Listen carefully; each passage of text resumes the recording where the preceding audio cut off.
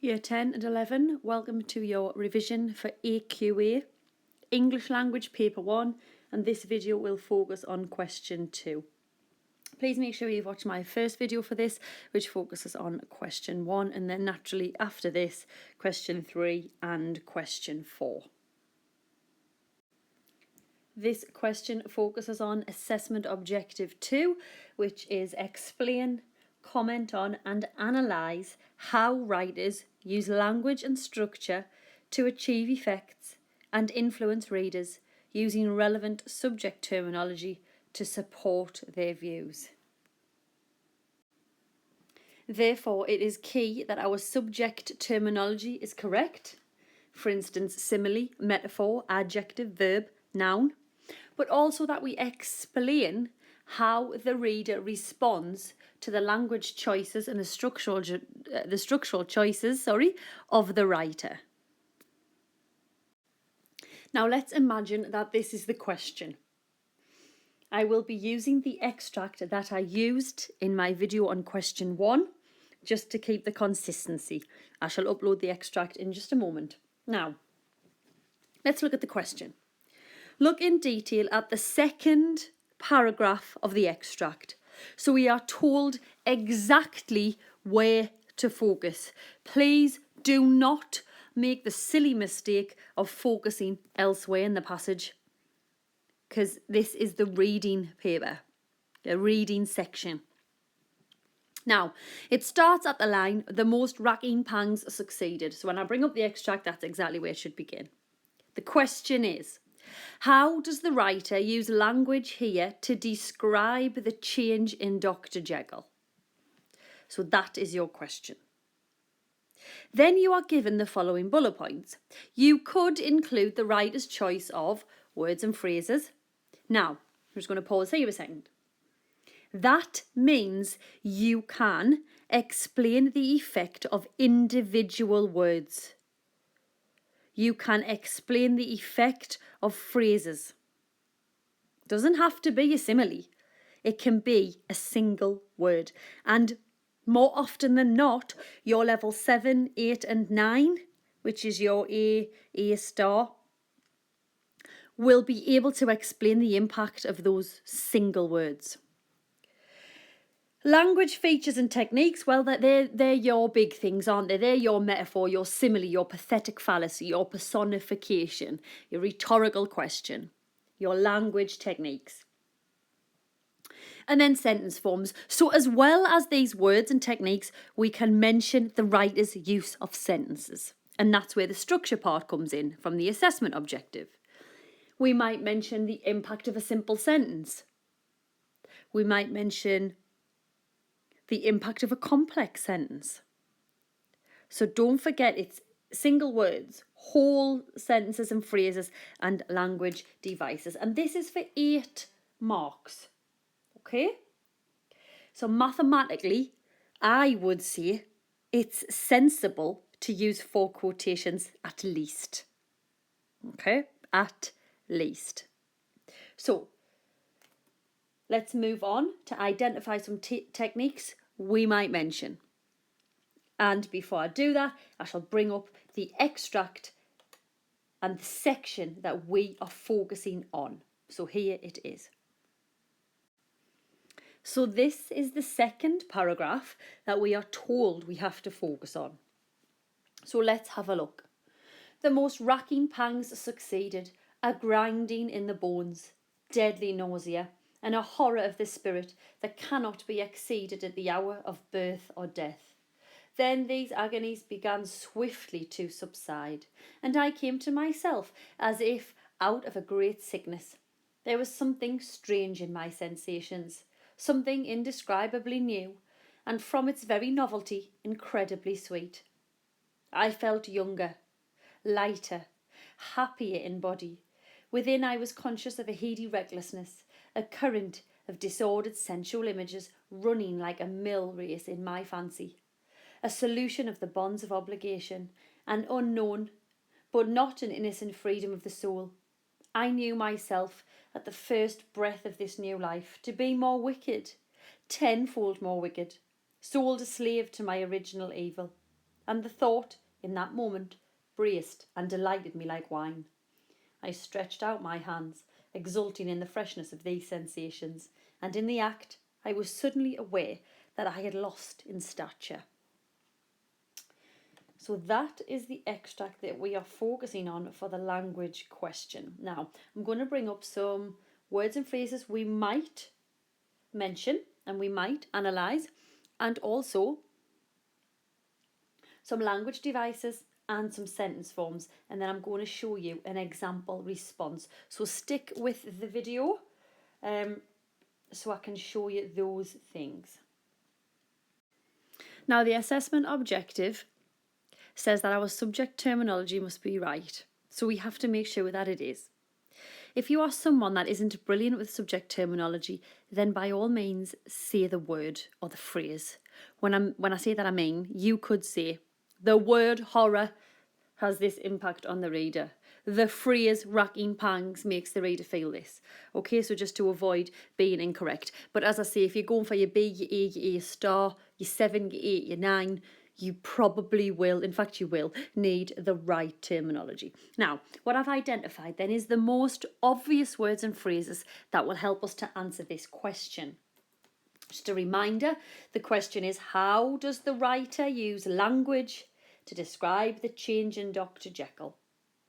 So our first bullet point was words and phrases. So, racking pangs, which means like a tormenting spasm, a twinge.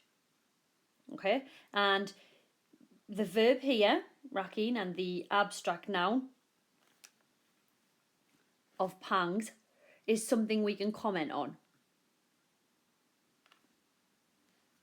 As a reader, we want to be thinking then about the change in Dr. Jekyll, that it's painful. Now, if we look more closely at the fact that it's the connotation of something tormenting him, then we, as a reader, feel some sympathy for him in the sense that he is physically being tortured when he changes. And again, if we're looking at connotations of racking pangs, which reminds us of like a spasm, so something that's out of control, something that as a person, as a human being, you can't control, then once again, as a reader, we are distressed because we realise that the change he is suffering physically actually hurts. Excuse me. We can then move to the abstract noun horror.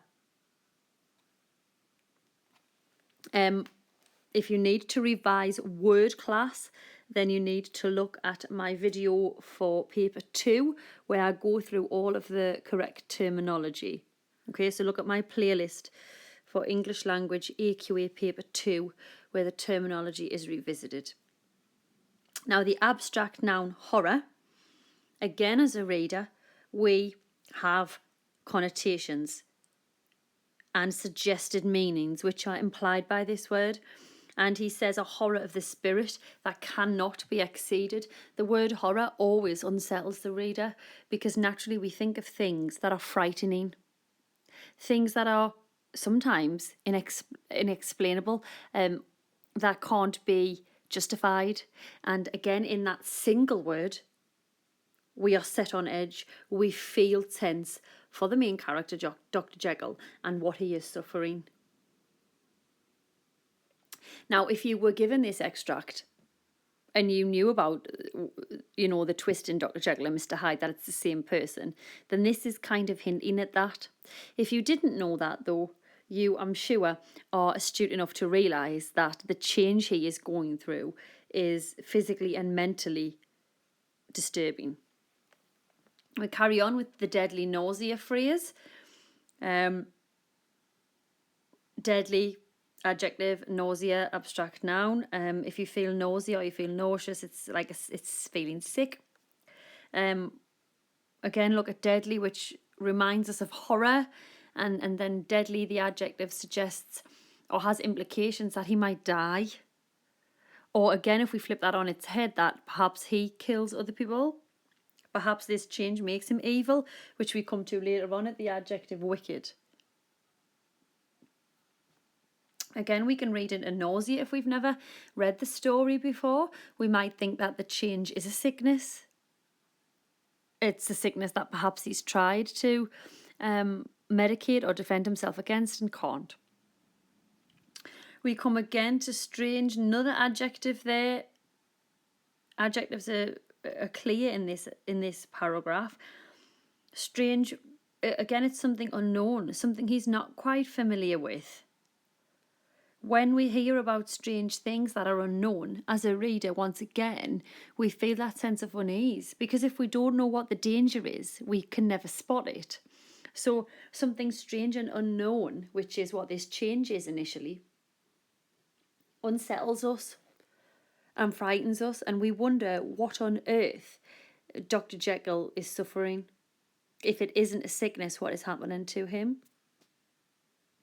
Now, after all of that negativity, interestingly, we get, I felt younger, lighter, happier in body, which is a triple for your language devices. And look at the adjectives. Younger, lighter, happier. And all of a sudden, this horrendous suffering has become something that's flipped on its head and has become positive. As if when he changes, it's a change for the good, which then contrasts with the initial idea of something horrific happening to him. So as a reader, where we earlier felt unease, disturbed and tense, we now feel slightly bewildered as to why or how he all of a sudden feels better about himself. Okay? And then finally, as I said, I would come to the adjective wicked because, and don't forget as well, you could mention the adjective evil as well. Because once again, in the story of Jekyll and Hyde, if we know about it, then we do have a huge theme in the sense of something, in the sense of the word evil. And again, if we think about wicked, it has suggested connotations of evil. If somebody is wicked, we associate it with the devil. Pure evil. So when we look at the words like deadly, horror and wicked, all of a sudden as a reader, we are influenced. We are influenced to think that the change Dr. Jekyll is suffering is something horrifying. Okay, I'm going to now move on to the next bullet point that we were given, which is language, features, devices and techniques. So I've just picked out 3 here, because remember, for 8 marks we don't need to go over the top, and I picked out quite a lot of individual words and some phrases back then on the other slide.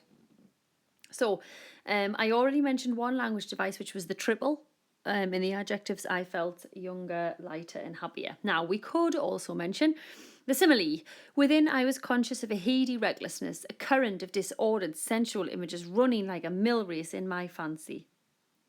Now, a mill race is how water powers something in the olden days, obviously. Now, if this simile then suggests that he realizes that his thoughts and all of the things he is thinking of are out of control.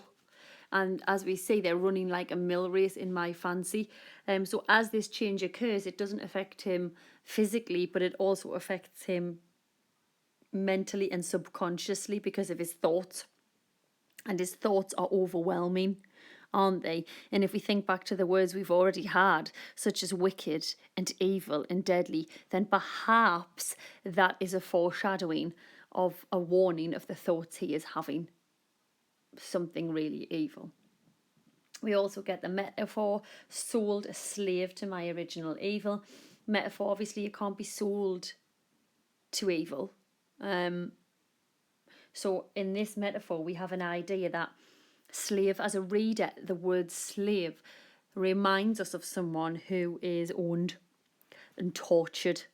And therefore, if he is being compared to this slave, we once again have the notion that when he changes, it is out of his control and it is something torturous. And when we add that to the fact that he is being sold as a slave to evil, and once again we have these implications of something wicked and something arguably associated with a demon or a devil. And then the last simile. I apologise if I'm talking too fast. It tends to happen. I apologise. The simile and the thought in that moment braced and delighted me like wine. So again, it's almost like the awful thoughts he has are then flipped on their head, and he's delighted. And his thoughts delight me like wine. Now, we know that wine is alcoholic. And for a lot of people, alcohol is a pleasure. It's something that they drink to make themselves happy or to make themselves feel good, etc. So when we have this comparison, we realise once again that there's a contrast in Dr. Jekyll's thoughts, that they go from wicked and evil to something quite upbeat and, like I say, delighted. But alcohol, again, takes over our senses, so that actually a lot of times when drinking alcohol, we're not in control. And as I said with the first simile there is always an undertone that he is not in control. And that's the question that we're being asked, essentially, about the change. So the change is overtaking his character. Okay. And then finally, I'm going to go to the third bullet point now, which is sentence forms. Okay. I have picked just 2 complex sentences out here that you could mention. As remember, the assessment objective also asks about structure. So you've got the complex sentences there. The most racking pangs succeeded, a grinding in the bones, deadly nausea, and a horror of the spirit that cannot be exceeded at the hour of birth or death. And we've got the complex sentence. I knew myself at the first breath of this new life to be more wicked, tenfold more wicked, sold a slave to my original evil, and the thought in that moment braced and delighted me like wine. Now the hardest part here is to explain why we have a complex sentence. Now if we look at our first example, and as I said earlier, his thoughts are out of control in this section, aren't they? So by using this long, drawn out complex sentence where you get a colon, a comma, and then it leads on to the end of the sentence, it's packed full of detail. The most racking pangs succeeded, a grinding in the bones, deadly nausea, and the horror of the spirit that cannot be exceeded at the hour of birth or death. And there's so much detail in that sentence that the reader is almost overwhelmed. Now, this is the start of the change. So by using that complex sentence, the beginning of the paragraph, and because it's prolonged, that represents the pain he feels. The pain he feels follows this sentence and is prolonged itself. If we just had a simple sentence, it hurt, then it would be very different, wouldn't it? But it's a long, drawn out, detailed sentence to suggest that the pain is long and drawn out and he is suffering. Now, in the second complex sentence, I knew myself at the first breath of this new life to be more wicked, tenfold more wicked, sold a slave. It becomes almost like a list. I know it's not a list, but it almost is. And it's a list of what he thinks he knows. So he says, look, more wicked. And then he repeats it, tenfold more wicked, sold a slave to my original evil. And what happens in this complex sentence is the intensity of how bad he is as a character is amplified, because we hear wicked, then we hear tenfold more wicked, then we hear evil. And it's almost like the change in him is ruining the character that he is, and the complex sentence, it like modifies itself so that the evilness of Jekyll almost becomes worse as the sentence goes on. On the next slide, I have got my example response to this question to show you how you can answer. So I hope this is useful. I shall bring up what I would say. So this is my first paragraph. It's by no means a full 8-mark response that I've done. What I've done is I've just showed you how we might answer. It's colour coordinated. The green is your quotations, the red is your terminology, and the pink is the reader's response. I've got another paragraph to add on after this, but hopefully this will show you how to answer. So we might say, Stevenson uses individual words and phrases to create the impression that Dr. Jekyll's change is painful physically as well as mentally. Racking pangs implies that his body suffers spasms as he changes, and the abstract noun pangs has connotations of something torturous, and this forces the reader to feel unsettled. Additionally, the phrase deadly nausea emphasises this. To elaborate, the adjective deadly perhaps foreshadows the death of Dr. Jekyll and presents the idea that his change could kill him. The use of the abstract noun nausea has implications of a sickness. Therefore, the reader wonders whether this transformation is an addiction or an illness, and the evil mentioned then becomes something more distressing for the reader, as we consider the idea of evil being something innate. Your second paragraph is as follows. Stevenson uses sentence forms to communicate the overwhelming physical labour the change takes and the ultimate implications this has on Dr. Jekyll. The complex sentence, the most racking pangs succeeded, a grinding in the bones, deadly nausea, and a horror of the spirit that cannot be exceeded at the hour of birth or death, is full of detail and punctuation, and this forces the change into Mr. Hyde to become prolonged, and something the reader then suffers through. The colon and commas allow the reader to digest the torment Jekyll experiences, as well as the turmoil of becoming Hyde. So, structure has been mentioned there through sentences, and I've also mentioned punctuation. And that is kind of how you answer, really. You've got your quotations, your subject terminology, effect on reader. Quotation, subject terminology, effect on reader. It's straightforward where it needs to be. But this is a tricky question. It's for 8 marks, don't forget. Probably want to spend around 12 minutes on this question, I would say. Mathematically try and get at least 4 quotations in, but really 5 or 6 would be better. I hope this video has been useful. Please check out my videos for question 1, 3 and 4 as well. If you need any more of my videos, just type Stacey Ray into YouTube, STACEY, and Ray is REAY, and good luck in your English language exam.